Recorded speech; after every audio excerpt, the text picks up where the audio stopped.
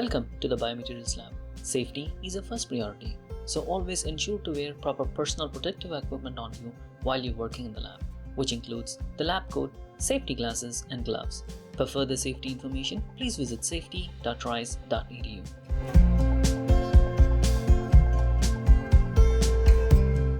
Power on both the monitors. The equipment goes into standby mode after 4 hours of inactivity or into hibernation mode after 72 hours of inactivity. To wake up the system, press the power button. The system takes about 4 minutes to wake up from standby mode and 6 minutes to wake up from hibernation mode.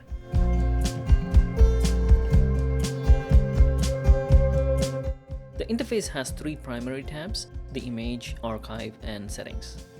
We can navigate to various samples and capture images on the image tab. Pressing the eject icon will also wake up the system. On the archive tab, we see captured images. On the settings tab, we can optimize a few parameters to view and capture the images.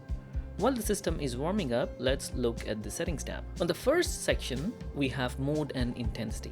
These two parameters control the electron beam's acceleration voltage and beam current.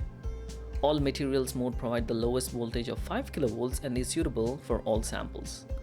High-res mode selects a medium acceleration voltage of 10 kV, which can be used for high-resolution imaging. In analysis mode, the acceleration voltage is 15 kV and used for elemental analysis. The low-intensity option generates the low beam current or spot size. This option is suitable for non-conductive samples and for high resolution. The image option generates a medium base current, the most commonly used image intensity. The point and map generates high beam currents required for EDS analysis. We have options for different vacuum levels and detectors on the second section. Low vacuum mode is suitable for non-conductive samples.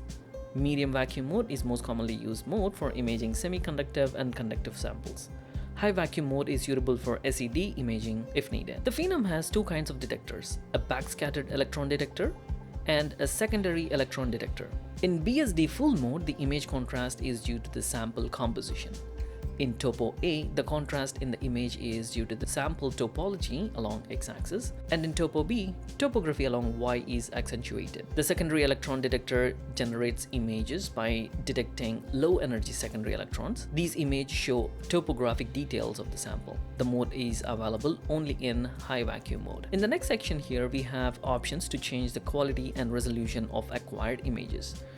The basic quality has more noise in the image, but the images are captured quickly. The medium option has fast acquisition with medium noise level. High and best quality image options have low noise level but longer exposure times. In the next section, we have resolution option for acquired images. Choose between 456, 684, 1024 or 2048 pixel resolution. The higher resolution, the higher the exposure time. In the next section, we have similar options to adjust the live viewing settings. Remember, these settings affect only the live view but not the acquired images. We can choose the desired pixel resolution from 456, 684, 912 or 1024 pixel resolution. The quality of live view images can be chosen from here. The live option gives us highly responsive but noisy images. The medium option has quick response time with medium noise level, and the high and best options have slow response times with lower noise level. Here we have options to change date and time. In the label field, enter the sample name. It is used to name the samples captured. Here we can choose the location where we save the captured images. Choose USB if we want to save the images onto a USB flash drive. Select network to save the images on the connected server. In the BML, the server is a PC that is connected to the SEM. Provide necessary path and login credentials. Here we have options to put system in standby mode or shutdown. Never shut down the system. Always leave the system in standby mode after use. Choose the file format for the images captured and other information to be included in the images here.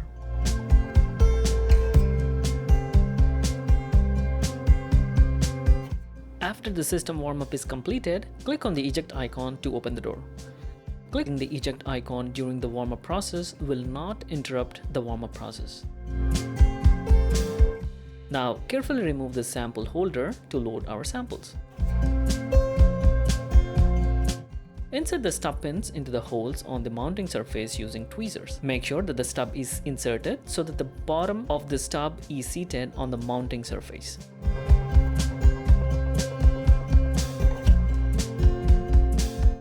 Lower the sample by turning the height adjustment ring clockwise. The sample is positioned correctly if the topmost point of the tallest sample is at least 3 millimeters below the frame of the sample holder. So to correctly adjust the height of the sample holder, we do it in 2 steps.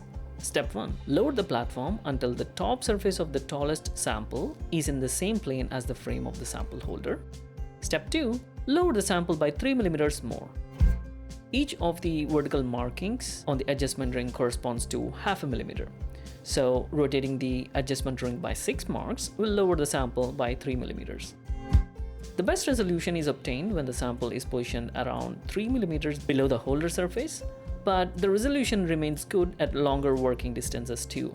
The optimum height for EDS analysis is between 6 and 9 millimeters below the holder surface.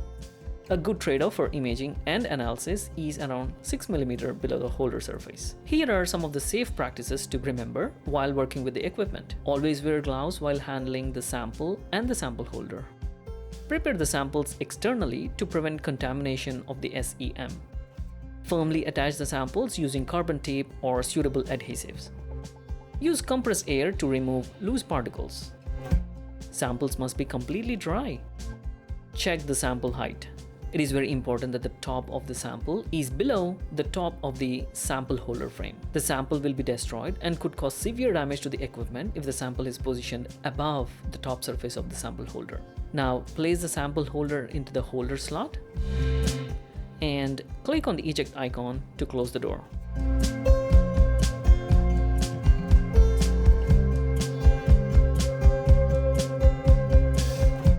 In the image tab of the software, we have the main window here, an optical view in the top right corner, and the SEM scout view on the bottom right. The main window transforms into SEM view once we switch to the SEM mode. The optical view stays here all the time and helps us with the navigation. Click on the magnification tool here to zoom in on one of the samples.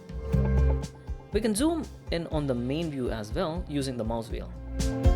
Make sure you select the magnification tool here, and we can zoom in on one of the samples.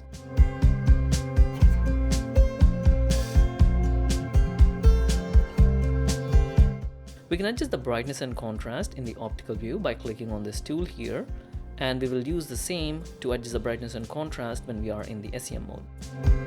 Right now we are in the contrast adjustment mode. So using the mouse wheel, we can adjust the contrast. Click on the tool one more time and we can adjust the brightness.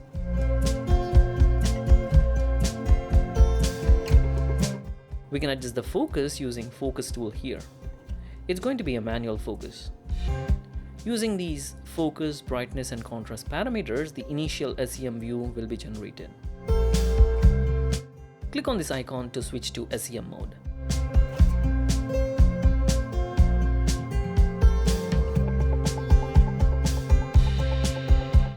Now we get the SEM view of the sample. This is table salt. We have these 4 tools here to make our images look better. Now let's talk about navigation. So to move around in the sample, you can use these arrows or click anywhere on the screen, and that is going to be the center of the view. Use the magnification tool here to zoom in and out. On the bottom of the screen, we can see magnification we are at right now.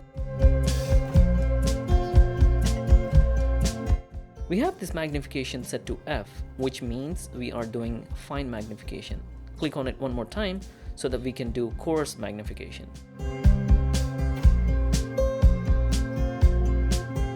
Next, let's adjust the focus of the image by clicking this tool.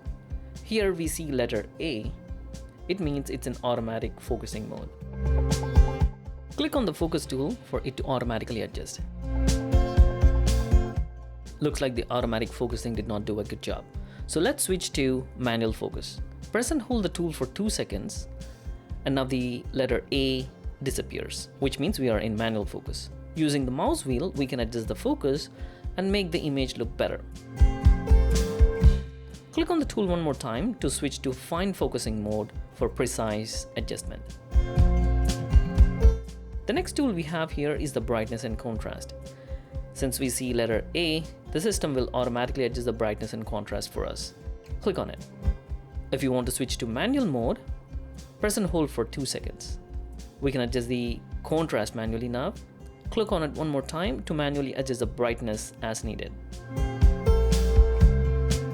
On the bottom, we have the scale bar, the magnification, the type of detector, the potential, the date, timestamp, and of course the name of our sample. If you like this image, click on the camera icon to capture the image. Another way to navigate around is using the optical view. Click on any part of the sample and the SEM view of that particular region is updated.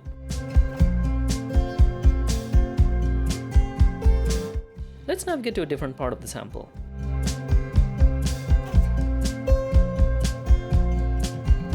Using this rotation tool, we can align the samples to a specific angle. Right now, we are in coarse rotation mode. Click on one more time to switch to fine mode so that we can turn our sample in small adjustment.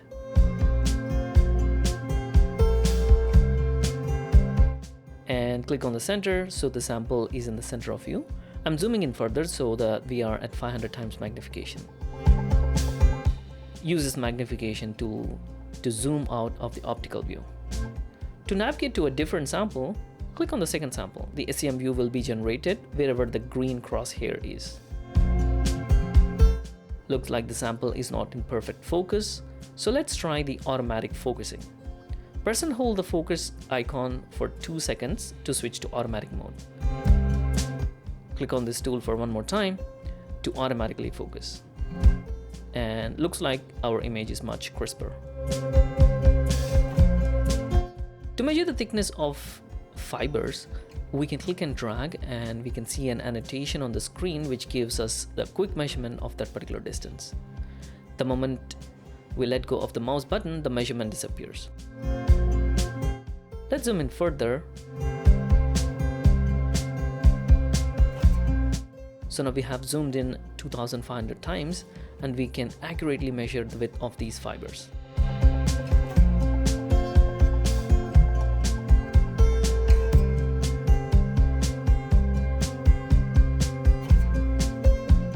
Click on the magnification tool to zoom in on the optical view. And as we see, this longer piece of paper is paper towel, the shorter piece is copy paper.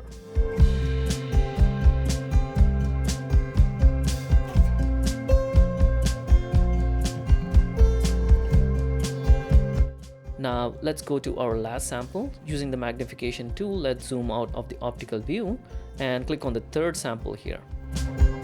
We can see a lot of pollen grains. These pollen are from 2 different plants, as we can see here. This is from one type and the rest are from the other. Let's zoom in about 1000 times. The focus and brightness and contrast look good enough, so let's capture it. We have captured images of all our samples, so let's compare how different detectors captured the same sample. I'm going to a different region on the first sample, a few salt grains here. Let's capture using the backscattered electron detector first. Go to the settings tab and switch to the secondary electron detector.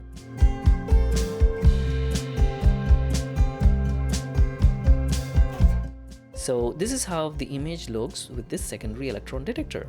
Let's capture it. The contrast in the image is because of the topology. So we see this part to be too bright and this part to be dark. That's because of their topological differences. Now let's switch to another detector, Topo A. So Topo A uses half of the BSD detector and enhances the contrast in the image along x-axis. Let's capture this image. Let's go to the settings tab one more time and change the detector to Topo B. Let's go back to the image tab and capture it. In the archive tab, we can see all the images that we have captured. Click on an image to review it. We have a couple of tools in the archive tab. The first one is measurement tool. Click on the ruler and we can click 2 points on the screen to make measurement annotations.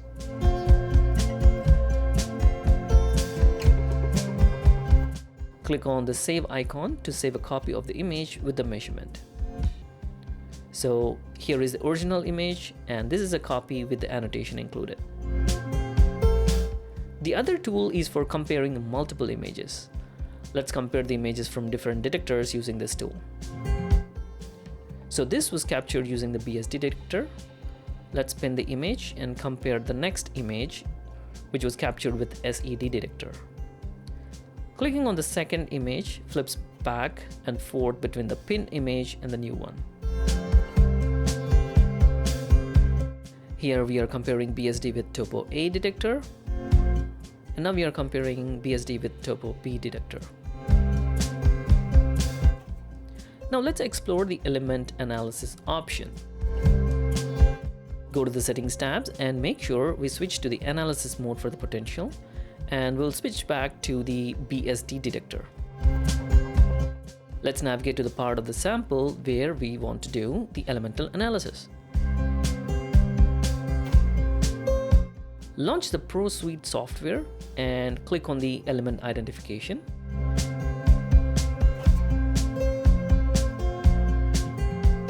On the bottom, we see a warning that the system is not connected. Click on refresh button to connect. Click on this refresh icon and our view will be updated with whatever is being seen on the SEM.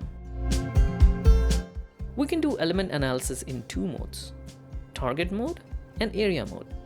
In target mode, click on a part of the sample to be analyzed, and that part of the sample will be analyzed to display the elemental composition. As our sample is table salt, we see sodium, chlorine along with gold, which we use to code our sample. We can click on the arrow here to see different view of the analysis with the elements highlighted on the periodic table. The next view displays a combination of the first two views. To use the scan area mode, let's go to the SEM view and zoom in on one of the salt crystals.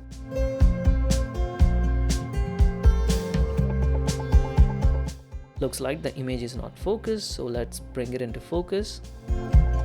And the element analysis is not affected by the type of the detector we use for imaging. So let's switch to SED detector for this analysis. Now go back to the Pro Suite software. Since we have changed the view, click on the refresh icon to update the spectrometer. Click on the area icon and the whole area will be analyzed for elemental composition.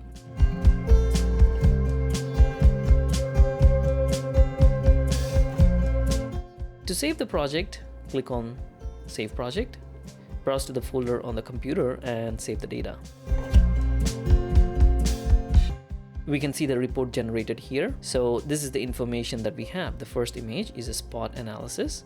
So we have sodium, chlorine, the atomic concentration, the weight concentration. And this is the second image where we have done a regional composition analysis.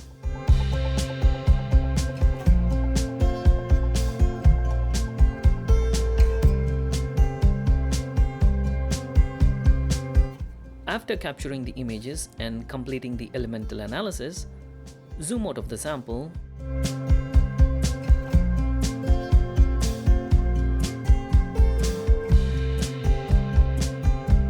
and click on this icon to exit SEM mode.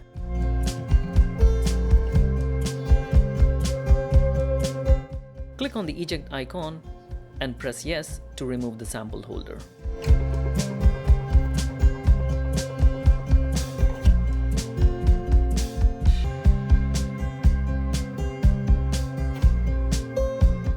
Now carefully remove the samples from the stage and store them.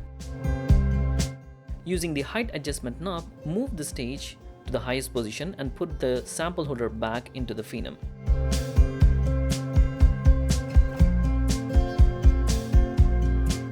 Click on the eject icon to close the door. Go to the settings tab and click on standby. On the bottom of the screen, we get this message saying that it takes about 4 minutes for the recovery, and click OK. For further information or questions, please contact the Biomaterials Lab Manager.